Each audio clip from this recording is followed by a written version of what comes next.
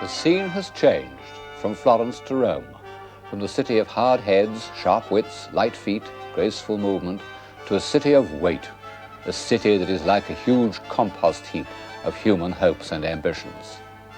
A wilderness of imperial splendor, despoiled of its ornament, almost indecipherable. Only one bronze emperor, Marcus Aurelius, who was above ground in the sunshine throughout the centuries.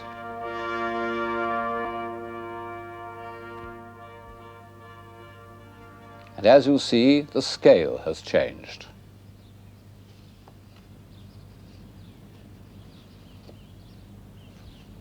This is part of the courtyard of the Vatican, at the end of which the architect Bramante has built a sun trap known as the Belvedere, from which the Pope could enjoy a view of the ancient city. And it's in the form of a niche. But instead of being designed to hold a life-size statue, as it would have been 50 years earlier, it is enormous. In fact, it has always been known as Il Nicchione, the monster niche. It's the outward and visible sign of a great change that overcame the civilization of the Renaissance in about the year 1500. This is no longer a world of free and active men, but a world of giants and heroes. A world of giants. This bronze pine cone, and it really is a big pine cone, came from that earlier world of giants' antiquity. It was supposed to have been the point at which the chariots turned in their races round the hippodrome. And since in that hippodrome many Christian martyrs were put to death, it was here that the Christian church elected to make its headquarters. Huge, cloudy concepts compared to the sharp focus of Florence. But in Rome, they weren't so cloudy after all, because the huge buildings of antiquity were there. Very much more of them than we have today.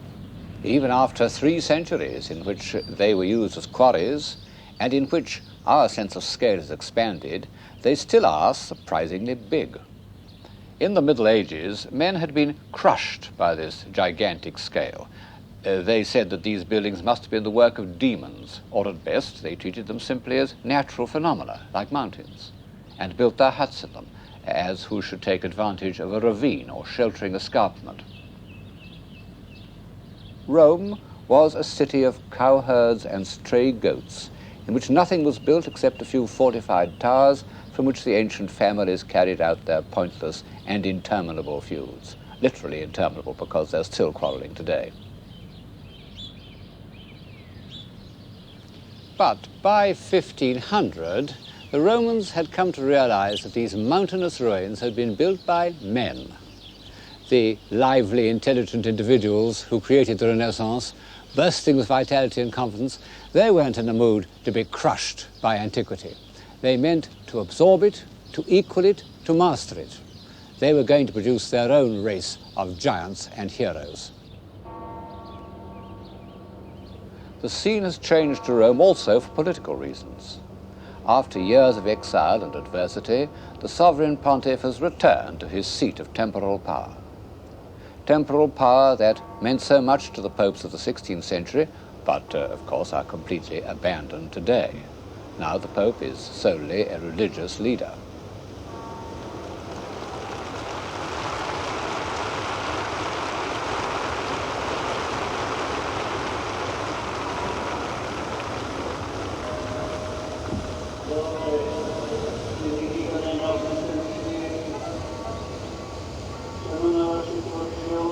lasciata dal recente conflitto nel Medio Oriente e nel mondo.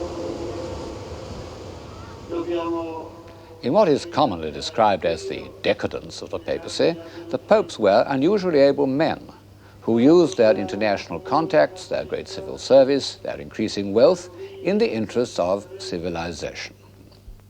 And even Sixtus IV, who was as brutal and cunning as he looks, founded the Vatican Library and made the great humanist Plotina its first prefect. And here we see, for the first time, the splendid head of the young cardinal who, more than any man, was destined to give the high Renaissance its heroic direction, Giuliano della Rovere. What a lion he looks compared to the donkeys of the papal secretariat. And when he became Julius II, he was able, by magnanimity and strength of will, to inspire and bully three men of genius, Bramante, Michelangelo, and Raphael. This program is about a few individuals of genius. And two of them, Michelangelo and Raphael, were, to some extent, the creation of Julius. Without him, Michelangelo would not have painted the Sistine ceiling, nor would Raphael have decorated the papal apartments. And so we should have been without two of the greatest visible expressions of spiritual power and humanist philosophy. Well, this splendidly over life-size character conceived a project so audacious, so extravagant, that to this day the very thought of it makes me feel slightly jumpy. He decided to pull down old St. Peter's. It was one of the largest and most ancient churches in the world, certainly the most venerable, because it stood on the place where St. Peter was supposed to have been martyred. Julius decided to pull it down and put in its place something even larger and more splendid. In his thoughts for the new building, he was influenced by two Renaissance ideals. It must be based on perfect forms, the square and the circle, and it must be on a scale that surpassed even the grandiose ruins of antiquity. And he called on Bramante to provide a plan. He didn't get very far with it. You know, great movements in the arts, like revolutions, don't last for more than about 15 years. After that, the flame dies down. People prefer a cozier glow. Julius II was Pope for only 10 years. St. Peter's wasn't completed till almost a century after his death. But the first step in this visible alliance between Christianity and antiquity was taken when Julius decided to pull down the old basilica and rebuild it in rivalry with the enormous remains of Roman architecture. In the 15th century, Greco-Roman sculpture had become a shining, almost inaccessible model to the more adventurous artists, and collectors had begun to compete for fine examples. The greatest prize in the papal collection was the Apollo of the Belvedere, an ideal of godlike beauty. But for some time, these discoveries didn't influence their mental picture of antiquity. As they read the ancient authors with passionate attention, they wrote to each other in Latin, but although their minds were full of antique literature, their imaginations remained entirely Gothic. When the average painter set out to depict a scene of ancient history or legend, as in this picture of the Rape of Helen, he did so in the costume of his own time, with dainty, fantastical movements which show not the slightest consciousness of the physical weight and the flowing rhythms of antiquity.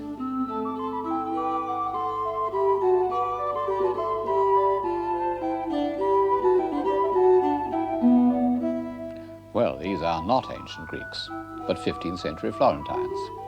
And the funny thing is that the humanists, who took such trouble about the text of an author like Livy, accepted a picture like this of the death of Julius Caesar as a correct representation of the event.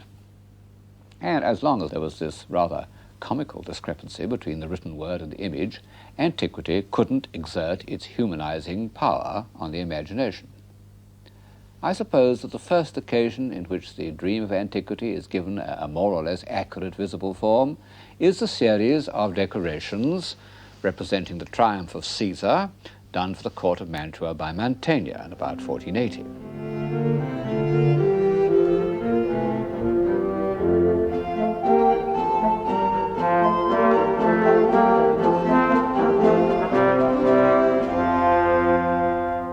It's a piece of romantic archaeology. Mantegna has rummaged passionately in the ruins of ancient Roman towns to find evidence for the shape of every vase or of a Roman trumpet. But he has subordinated all his antiquarian knowledge to a superb feeling for the drive and discipline of Rome.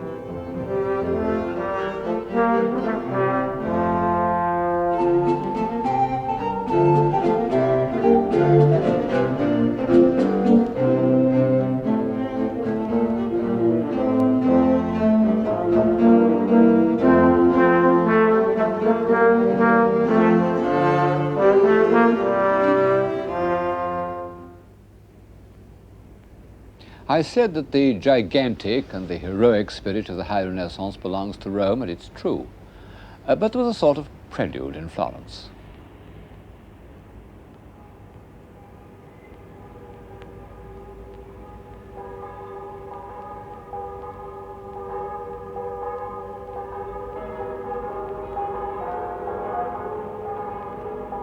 The Medici, who had been the rulers of Florence for the last 60 years, had been kicked out in 1494, and the Florentines had established a republic. They made speeches full of the noble puritanical sentiments which pre-Marxist revolutionaries used to dig up out of Plutarch and Livy, and to symbolize their convictions, they re-erected two statues by Donatello, the Lion of the Republic called the Marzocco, and Judith the Tyrant Slayer, two figures belonging to an earlier period of Florentine liberty. And the city fathers also commissioned various works of art on heroico-patriotic themes, and one of them was a gigantic figure of David, the free, pure-hearted youth who had killed the giant of corruption. And the commission was given to an alarming young man who had just returned from Rome to his native city, Michelangelo. Only 25 years separate this marble hero from the dapper little figure which had been the last word in Medician elegance, the David of Verrocchio, and you see there really has been a turning point in the human spirit. The Verrocchio is light, nimble, smiling, and clothed. The Michelangelo, this is the original, the one you saw on the piazza was a copy, the Michelangelo is vast, defiant, nude. It's rather the same progression that we'll see again in music between Mozart's Figaro and Beethoven's Fidelio.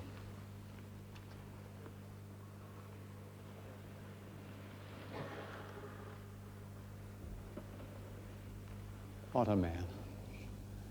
Everyone who met Michelangelo recognized that he had an unequaled power of mind and skill of hand. Even as a boy, his spiritual energy terrified people. Personally, I believe that this small figure, which he carved in Bologna when he was under 20, is a self-portrait. And it shows that he never changed, except that he grew sadder like the rest of us. It has the indignant singleness of purpose that alarms ordinary accommodating citizens. And in a way, his art never changed. This relief of a battle is certainly one of his earliest works, and already one sees the same expressive poses that reappear on the Sistine ceiling, even in the Last Judgment. It's inspired by a Greco-Roman relief. Antique art was always to Michelangelo a kind of quarry from which he dug out his ideas of form. But of course, it's still rather a rough version of antiquity, and when he went to Rome, he was able to make much more finished versions of antique sculpture, some that were actually passed off as originals. This one even achieves some of the unpleasant smoothness of a Roman copy. But when he returned to Florence, he was able to charge this worn-out style with his own vigor and potency. Seen by itself, the David's body might be some unusually taut and vivid work of antiquity. It's only when we come to the head that we're aware of a spiritual force that the ancient world had never known. I suppose that this quality, which I've called heroic, isn't a part of most people's idea of civilization. It involves a contempt for convenience and a sacrifice of all those pleasures that contribute to what we usually call civilized life. It's the enemy of happiness. And yet, we recognize that to despise material obstacles, and even to defy the blind forces of fate, is man's supreme achievement.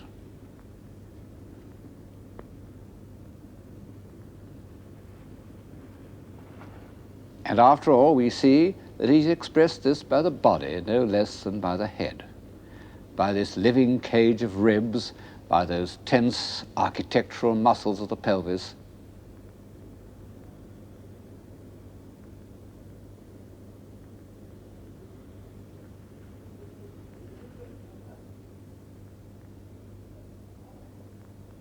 Above all, by this huge Florentine hand, so far from the antique tradition of ideal beauty.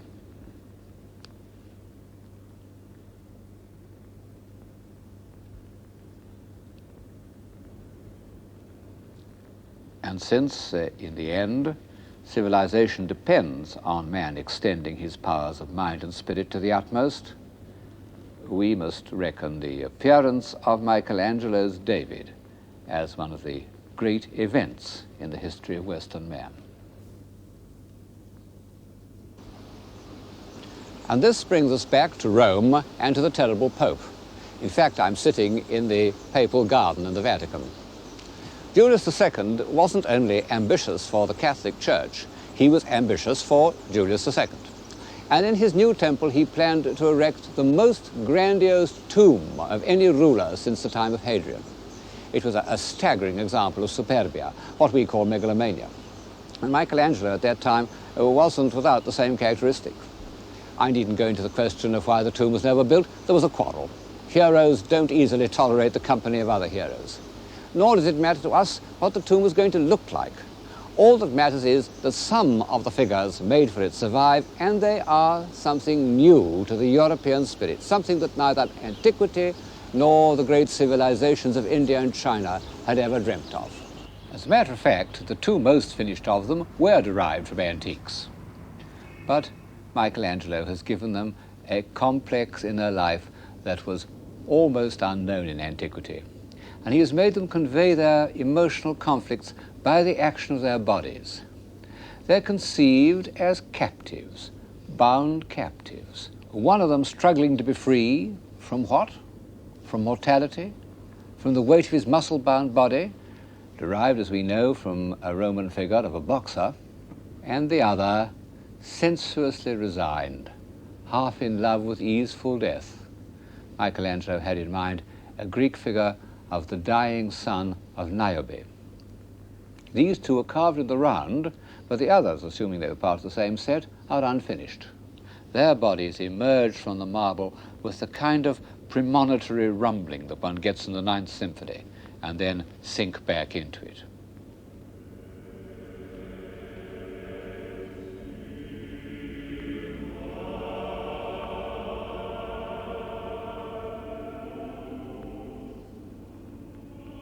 To some extent, the rough marble is like shadow in a Rembrandt, a means of concentrating on the parts that are felt most intensely.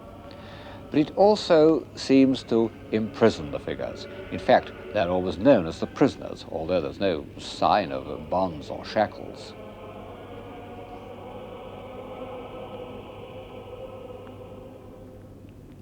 As with the finished captives, one feels that they express Michelangelo's deepest preoccupation, the struggle of the soul to free itself from matter.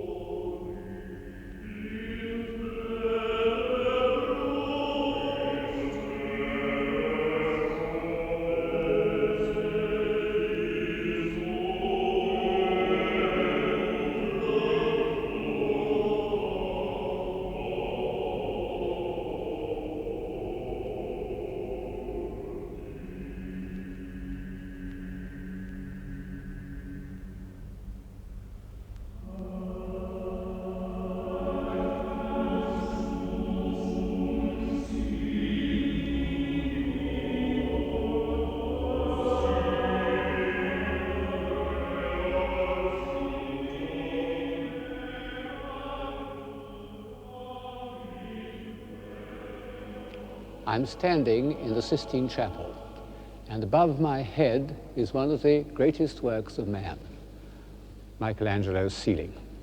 People sometimes wonder why the Italian Renaissance didn't make more of a contribution to philosophy. The answer is that the most profound thought at the time wasn't expressed in language, but in painting, just as in the early 18th century it was expressed through music. And of this truism, the chief example is Michelangelo's ceiling. We owe it to Julius II. Ever since Michelangelo's earliest biography, the Pope has been blamed for diverting his energies from the tomb on which he'd set his heart and putting him to work on the painting of the Sistine ceiling. It was even said to be a plot devised by his enemies. Well, I think it was a stroke of inspiration. The original project of the tomb included almost 40 marble figures, over life size. How could Michelangelo ever have done it? It's true that he carved marble faster than any mason, but even with his heroic energy, the tomb would have taken him 20 years, during which time his mind was changing and developing. And the very fact that in the ceiling he decided to depict scenes, not simply to concentrate on single figures, allowed him a range of experience which would hardly have been possible in the more concentrated medium of sculpture. Look at this woman holding her child in front of her, and these piled up men looking across the flooded landscape. And this wretched woman lying there in misery, abandoned. All these show a human side of Michelangelo, which will scarcely appear again. The ceiling also allowed him to express his thoughts about the divine plan. But were they his thoughts? You know, in most philosophical paintings of the Renaissance, the ideas were suggested by poets and theologians. But in one of Michelangelo's letters, he says that the Pope had told him to paint what he liked. So I suppose that the subject of the ceiling was largely his own idea. And perhaps this is one of the reasons why it's so difficult to interpret. It's an extremely complex work. Viewed from the ground, there's an acute physical difficulty in concentrating long enough to relate the scenes and the individual figures to each other. Some scenes are clear, the contrast between the confident, sensual twist of Eve's body before the fall and the huddled, desperate animal after. As for the general scheme, I think at least one thing is certain. The Sistine ceiling passionately asserts the unity of man's body, mind, and spirit. You can admire the ceiling from the point of view of the body, as 19th century critics used to do, who looked first at the so-called athletes, or from the point of view of the mind, as one does when one looks at those great embodiments of intellectual energy, the prophets and sibyls. But when one looks at the sequence of stories from Genesis, I think one feels that Michelangelo was chiefly concerned with the spirit. As narrative, they begin with the creation and end with the drunkenness of Noah. But Michelangelo compels us to read them in reverse order, and indeed they were painted in the reverse order. Over our head as we enter the chapel is the figure of Noah, where the body has taken complete possession. At the other end, over the altar, is the Almighty dividing light from darkness, in which the body is being completely transformed into a symbol of the spirit, and even the head, with its too evident human associations, has become indistinct. In between these scenes comes the central episode, the creation of man. It's one of those rare works which are both supremely great and wholly accessible, even to those who don't normally respond to works of art. Its meaning is clear and impressive at first sight, and yet the longer one knows it, the deeper it strikes. Man, with a body of unprecedented splendor, is reclining on the ground in the pose of all those river gods and wine gods of the ancient world who belonged to the earth and did not aspire to leave it. He stretches out his hand so that it almost touches the hand of God, and an electric charge seems to pass between their fingers. Out of this glorious physical specimen, God has created a human soul. Behind the Almighty, in the crook of his arm, is the figure of Eve, already in the Creator's thoughts, and already one feels a potential source of trouble. It's possible, I think, to interpret the whole of the Sistine ceiling as a poem on the subject of creation, that godlike gift which so much occupied the thoughts of Renaissance man. After God has brought Adam to life, come those scenes of the Almighty in the act of creation, which form a sort of crescendo. The movement accelerates from one scene to the next. First of all, God dividing the waters from the earth, and the Spirit of God moved upon the face of the waters. I don't know why these words give one such a feeling of peace, but they do. And Michelangelo has conveyed it by a tranquil movement, a gesture of benediction. Then in the next scene, the creation of the sun and moon, he doesn't bless or evoke, but commands, as if dealing with these fiery elements required all his authority and speed. And to the left, he switches off the scene to create the planets.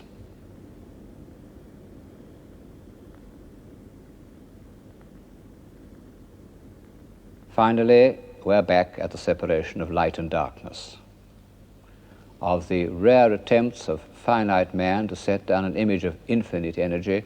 This seems to me the most convincing. One might even say the most realistic, because photographs of the formation of stellar nuclei show very much the same swirling movement. Michelangelo's power of prophetic insight gives one the feeling that he belongs to every epoch, most of all, perhaps, to the epoch of the great Romantics, of which we are still the almost bankrupt heirs. It's the quality that distinguishes him most sharply from his brilliant rival, the second hero of this program, Raphael. Raphael was above all a man of his age. Even in his early work, still painted in the clear, self-contained style of the 15th century, he's begun to absorb and harmonize all that was being felt or thought by the finest spirits of his time.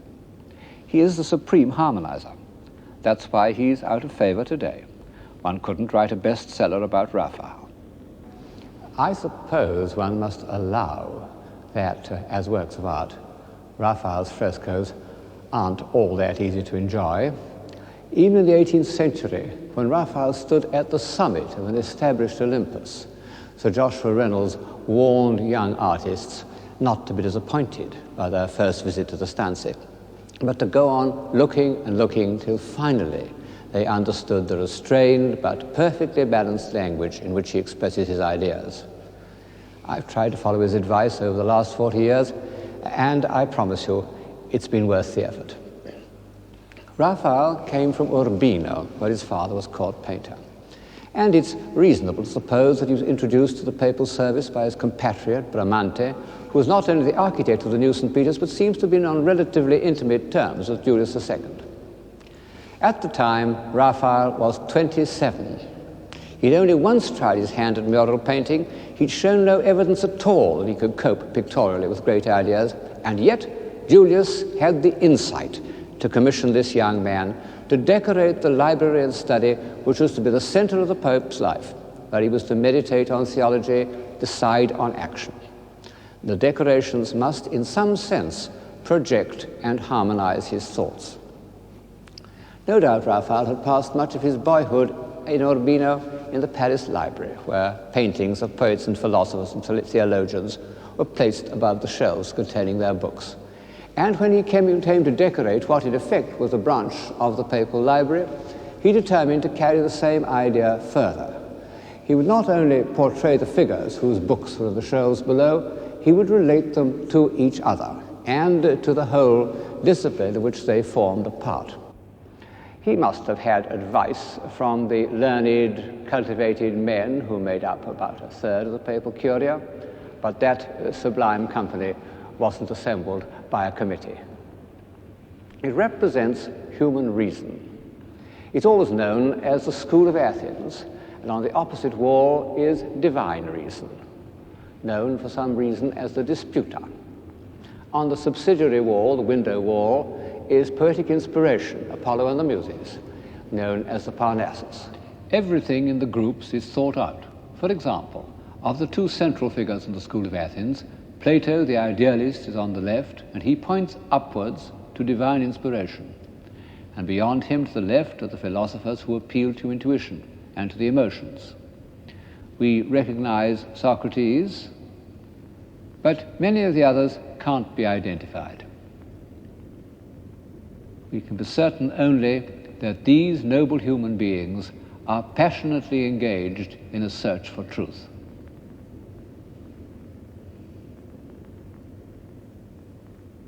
To the right is Aristotle, the man of good sense, holding out a moderating hand, and beside him are the representatives of rational activities, logic, grammar, and geometry.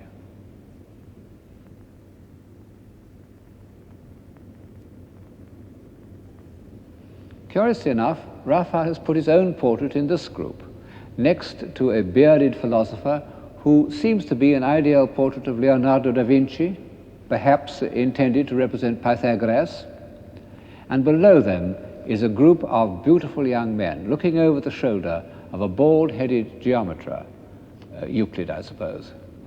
He is certainly a portrait of Bramante, and it's fitting that he should be there because the noble piece of architecture in which these representatives of human reason are assembled must, I think, represent Bramante's dream of the new St. Peter's. Raphael himself was later to become an architect, and a very fine architect. But in 1510, he couldn't possibly have conceived a building like this, one of the most life-enhancing effects of space in art. It may have been designed by Bramante, but Raphael has made it his own. Like all great artists, he was a borrower. But he absorbed his borrowings more than most. One has a vague feeling that these figures are inspired by Hellenistic sculpture. I suppose that's one of the things that makes him distasteful to us. But every figure in this picture is pure Raphael, or every figure but one. This morose philosopher does not occur in the drawing, the full-size drawing for the fresco, which by a miracle has survived. We can see where he comes from, the Sistine ceiling. Michelangelo wouldn't let anyone in there while he was at work, but Bramante had the key. And one day, when Michelangelo was away, he took Raphael in with him. Who cares? The great artist takes what he needs.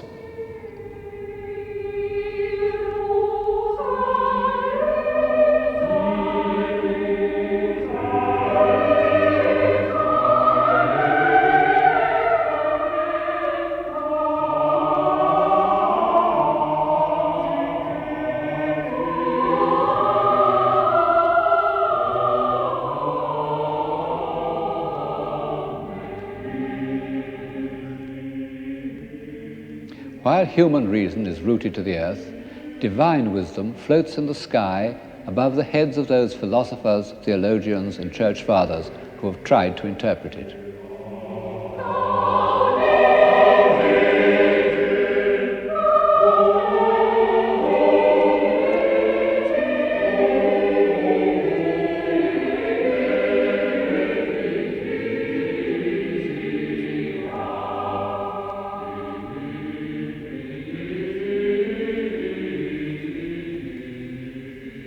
For all these figures, Raphael made studies which are models of the academic style of drawing. He even made nude studies of whole groups to get the underlying structure solid and real enough. How Michelangelesque that left-hand figure is. Then other studies of the flow of drapery.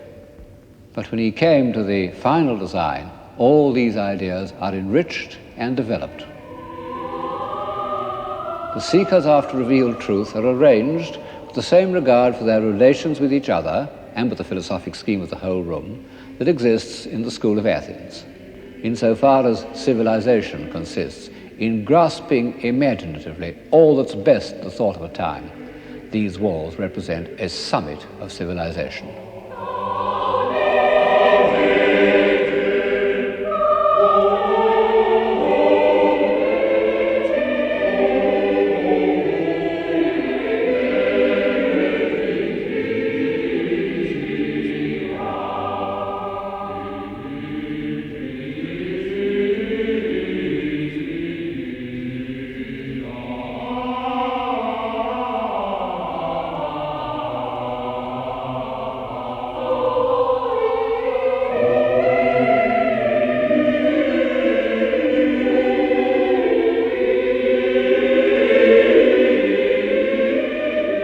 If only, we feel, Raphael had more often allowed himself this vein of sensuous poetry, which in its way is quite as civilizing as his intellectual abstractions.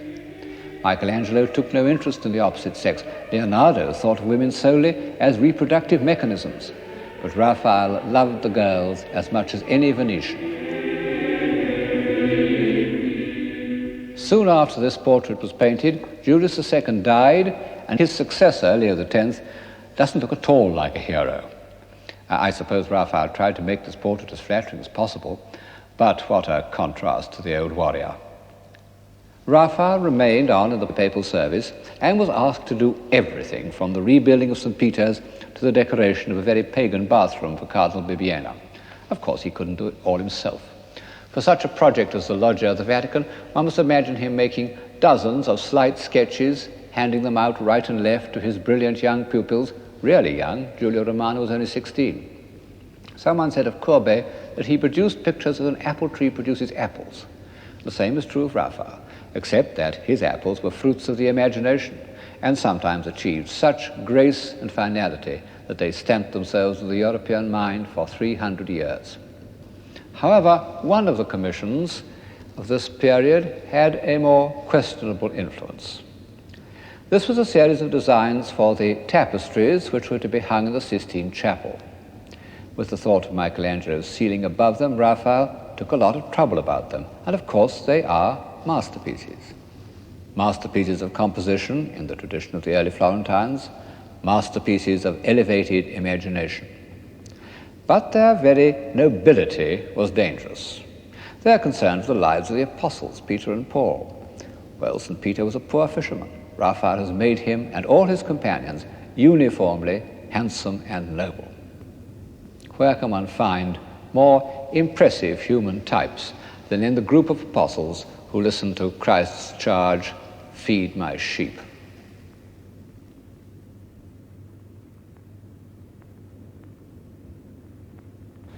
It may be good for us to leave our daily chores and move in high company for a short time, but this convention by which the events in biblical or secular history could be enacted only by magnificent physical specimens, handsome and well-groomed, went on for too long, till the middle of the 19th century, in fact. Only a very few artists, perhaps only Caravaggio and Rembrandt in the first rank, were independent enough to stand against it. And I think that the convention, which was an element in the so-called grand manner, became a deadening influence on the European mind. It deadened our sense of truth, even our sense of moral responsibility, and led, as we see in modern art, to a hideous reaction. In the autumn of 1513, soon after the death of Julius, there arrived in the Belvedere, almost exactly where I am now, one more giant, Leonardo da Vinci. Historians used to speak of him as a typical Renaissance man, a kind of successor to Alberti. Well, that's a mistake. In fact, he belongs to no epoch. He fits into no category. And the more you know about him, the more utterly mysterious he becomes. Of course, he had certain Renaissance characteristics. He loved beauty and graceful movement. He shared, or even anticipated, the megalomania of the early 16th century. The horse that he modeled as a memorial to Francesco Sforza was 26 feet high. He made schemes for diverting the River Arno that even modern technology couldn't accomplish. And then, of course, he had, to a supreme degree, the gift of his time for recording and condensing whatever took his eye. But all these gifts were dominated by one ruling passion, which was not a Renaissance characteristic: curiosity. He was the most relentlessly curious man in history. Everything he saw made him ask why and how, particularly how. And he's left his answers in thousands of sheets of paper and scores of notebooks. I've got in my hands the facsimile of one of these, manuscript B. It deals with practical problems: mill wheels, toothed wheels, ratchets. Architecture, a tower for the Ducal Palace in Milan, the Castello Sforzesco. A church in the style of his friend Bramante. Leonardo was obsessed with the idea of putting a round dome onto a square base. and a stable for the Duke of Milan's famous horses. Very grand stable, the hayloft above, the feeding bars on either side, and a drainage system down the middle.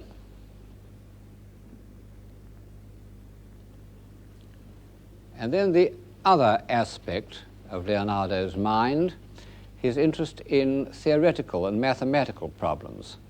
This you see in a manuscript called Manuscript A, where he's studying the action of light falling on a sphere, and the interruption of light, forming this continuous modeling.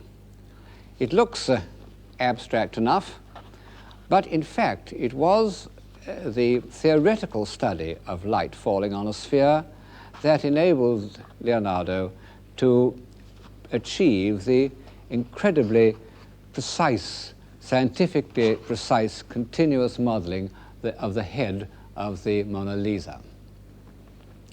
You can see from these manuscripts that Leonardo's curiosity was matched by an indefatigable energy. He's never satisfied with a single answer. He goes on asking the same question again and again, worrying it, restating it, countering imaginary antagonists, till the reader is absolutely worn out. Fortunately, he also left answers in the form of drawings, which are, or appear to be, easier to take in. One can enjoy them for the way in which his eye grasps each form and his hands set it down with a unifying rhythm. But one mustn't forget that they are all, or nearly all, answers to questions. How does one stream of water deflect another? What is the cause of whirlpools? How are rocks formed? What is the reason for stratification? How do storm clouds build up? How do trees mass together? How does a twig support its load of acorns? How do blackberries mass on a branch? Why do the leaves of a Star of Bethlehem resemble the movement of water?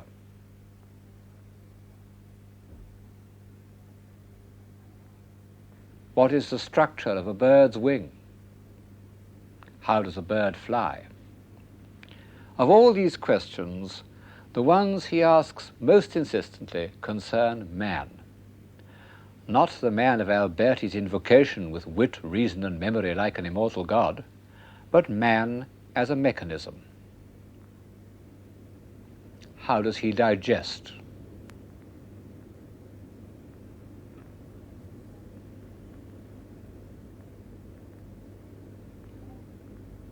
How does the heart pump blood?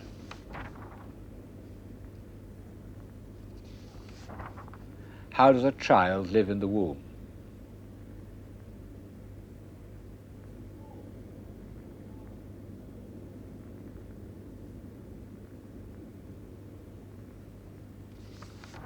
How does he speak? Is it by using his throat muscles or his tongue? And finally, why does he die of old age?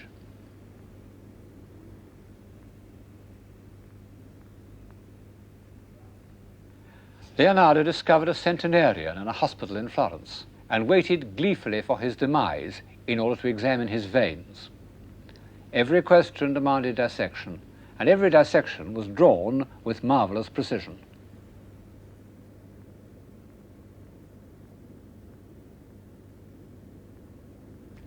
And at the end, what does he find?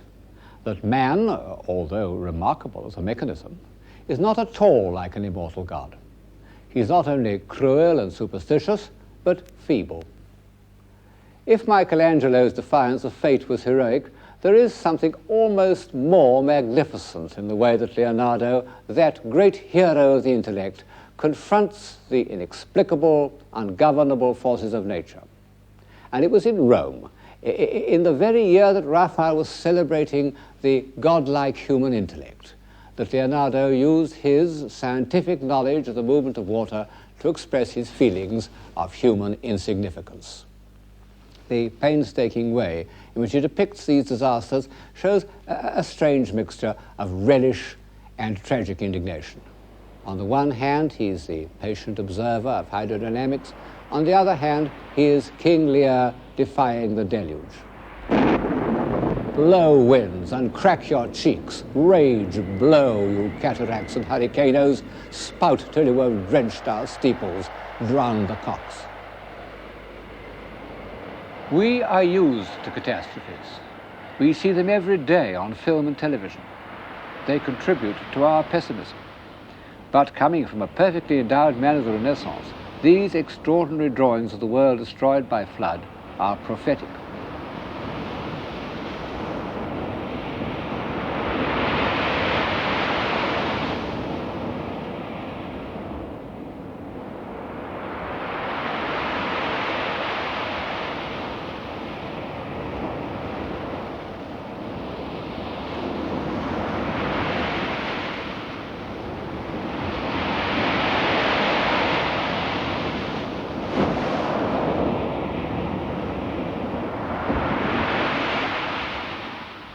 The golden moment was almost over.